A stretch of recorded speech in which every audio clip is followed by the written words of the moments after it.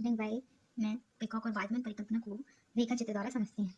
रेखा चित्र में y और o अक्ष पर हमने सार्वजनिक व्यय दर्शाया है तथा o x अक्ष पर हमने समय दर्शाया है।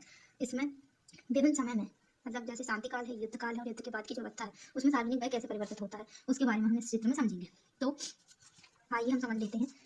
इसमें दिया सार्वजनिक व्यय और इसमें समय दिया है। तो जब सभी में ना आकर कुछ बड़ी हुई मात्रा से कम होता है मतलब ये ए बी ना होकर कैसा हो जाता है CGH हो जाता है, CF ना होकर CGH हो जाता है, अर्थात ये केवल मतलब बड़ी हुई अवस्था पर ही कम होता है, फिर से वह इस अवस्था में वापस नहीं आता, केवल 100% ही नहीं आता बल्कि 130% सार्वजनिक व्यय बढ़ जाता है।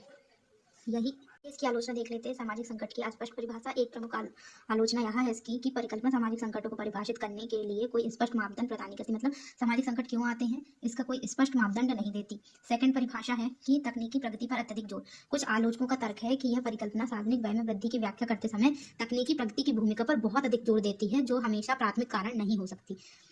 तीसरी आलोचना है विस्थापन प्रभाव का खंडन। कुछ अणुबद्ध परीक्षणों में खासकर स्वीडन और यूक्रेन के आंकड़ों पर इस परिकल्पना के केंद्रीय विस्थापन प्रभाव के विरुद्ध मजबूत प्रमाण मिले जो सुझाव देते हैं कि संकट के बाद सरकारी खर्च का उच्च स्तर स्थायी रूप में नहीं रहता, जैसा कि सिद्धांत कहता है।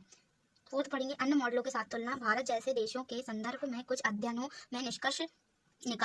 अध्ययनों में निष्कर्ष निकाला है कि पिकॉक वाइजमैन परिकल्पना अन्य मॉडलों के साथ की वैधता को वेगनर की परिकल्पना के संबंध में नकारा गया है, जो बताता है कि सरकारी खर्च का अल्पकालिक प्रभाव अर्थव्यवस्था के लिए हानिकारक हो सकता है।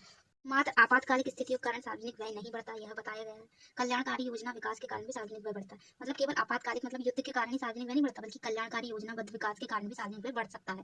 ठीक है। सेकंड आती है जनसंख्या में वृद्धि, शहरीकरण, रोजगार सृजन, बाजार की विफलता, महंगाई इत्यादि से सार्वजनिक व्यय बढ़ रहा है। यह बताया गया कि युद्ध के कारण ही नहीं बल्कि शहरीकरण, रोजगार सृजन आदि की विफलता, महंगाई इत्यादि के कारण भी सार्वजनिक व्यय बढ़ रहा है।